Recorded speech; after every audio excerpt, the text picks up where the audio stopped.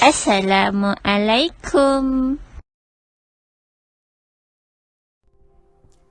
Assalamualaikum semua. Okey, kali ni kita akan masuk topik baru iaitu penggunaan bejana. Syak? Okey, apa dia bejana? Mesti tak pernah dengar kan perkataan bejana ni kan? Okey, so kita tengok bejana ni apa. Okey, bejana ni sebenarnya dia adalah sebuah bekas lah untuk kita isi sesuatu benda kan. Cuma dalam tajuk ni kita khususkan bejana yang diperbuat daripada emas ataupun perak. Contoh dekat gambar yang cikgu bagi dekat sebelah tu ada gambar bekas makanan lah. Bejana ni macam bekas makanan ke, bekas minuman ke, bekas lah. Tapi dia diperbuat daripada emas ataupun perak. Okey, kita tengok. Bejana adalah bekas, sebuah bekas yang diperbuat daripada emas dan perak dan digunakan lepas tu bejana tu kita guna untuk apa? Kita gunakan dia sebagai tempat makan, tempat minum dan sebagainya lah. Tak kisahlah sama ada emasnya dekat bekas bejana tu banyak ke ataupun sikit. So kita nak cerita tentang penggunaan bekas bejana yang diperbuat daripada emas dan perak.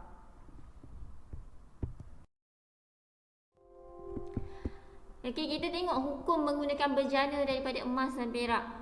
Hukum dia adalah haram. Kita tak boleh guna bejana yang diperbuat daripada emas ataupun perak. Kenapa? Kerana bekas-bekas yang diperbuat daripada emas dan perak ni dia merupakan perbuatan orang yang sombong lah dan takut-takut akan meluluhkan ataupun maksudnya membuat orang miskin rasa sedih. Tengok kita duk guna bekas daripada emas, daripada perak kan. So sebab tu haram menggunakan bejana daripada emas ataupun perak. Okey. Kalau kita nak simpan, kita tak nak guna pun tapi nak simpan, nak simpan cawan daripada perak, yang diperbuat daripada perak, boleh ke tak boleh? Kita nak simpan sudu daripada yang diperbuat daripada emas, boleh ke tidak? Jawapannya pun tak boleh. Hukumnya adalah haram. Okey, ada lagi benda yang haram kita gunakan. Apa dia? Antaranya pencelak mata. Bekas celak pencelak mata tu celak lah. Bekas celak dia kan. Pencolok gigi, jarum, sudu, sikat, bekas perasap. Bekas perasap ni ada gambar kat sebelah kanan ni, yang dekat gambar love tu yang cikgu letak dekat gambar love sebelah kanan ni. Itulah contoh bekas perasap, contoh ataupun dia macam bekas kita isi kemenyan tu ke, ataupun orang panggil bukhor. Okey, itu dia bekas perasap ataupun benda-benda lain.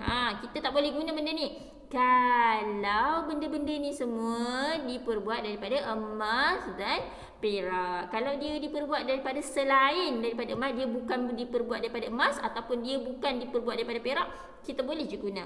Tapi kalau daripada emas dan perak, kita tak boleh guna, haram hukumnya.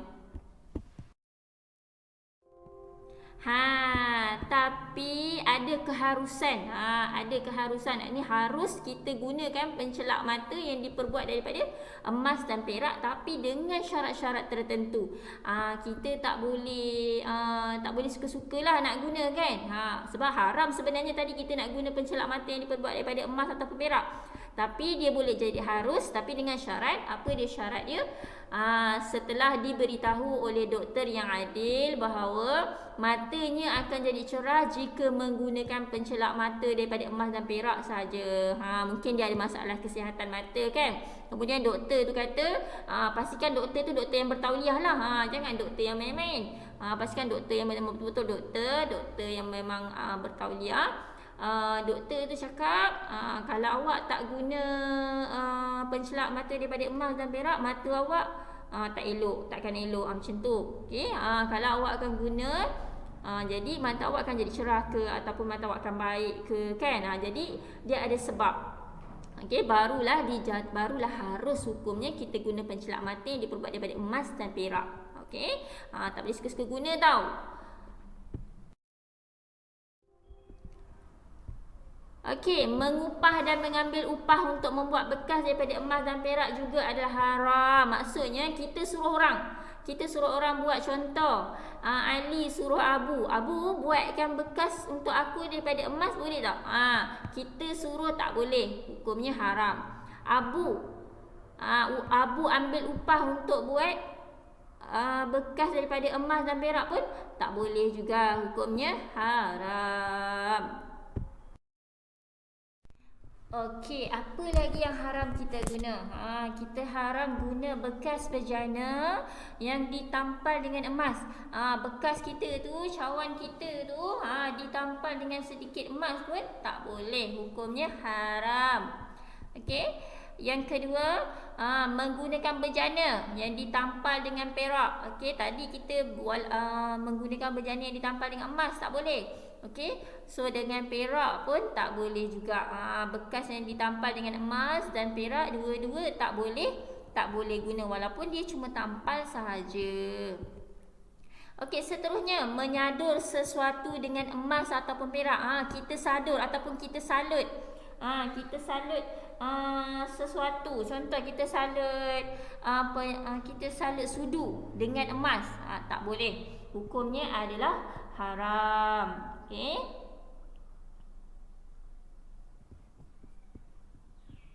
Jangan lupa ingat, kalau kita minta tolong orang untuk salutkan emas dekat bekas sudu kita pun tak boleh. Kita ambil upah untuk salut bekas tersebut dengan emas ataupun perak pun tak boleh. Hukumnya adalah haram. Okey, dan seterusnya menggunakan bejana yang disalut dengan emas atau perak. Kita nak guna bekas bejana yang disalut emas atau perak, dibalut dengan emas atau perak. Jika emas atau perak tersebut boleh diambil apabila diletakkan di atas api. Contoh, bekas tu dah disalut dengan emas dan perak, kemudian bila kita letak emas dengan perak tu, bila kita letakkan bekas dekat atas api, bekas tersebut tu yang telah disalut dengan emas dan perak atas api, emas tu boleh tertanggal. Jadi haram kita gunakan bejana tersebut. Okey, tetapi kalau emas tersebut tak dapat ditanggalkan, kita tak boleh nak keluarkan balik daripada bekas bejana tu, tidaklah haram. Okey, hukumnya tidaklah haram.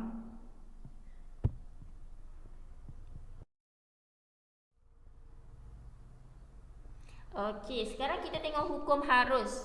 Selain tu, okey, tadi kita cikgu dah bagi tahu kalau kita nak menggunakan bejana yang diperbuat daripada emas dan perak, tak boleh kan, hukumnya haram kan. Tetapi kalau kita nak menggunakan bejana ataupun bekas, tak kisahlah bekas apa-apa, orang nak guna pinggan ke kan, pinggan yang diperbuat daripada permata.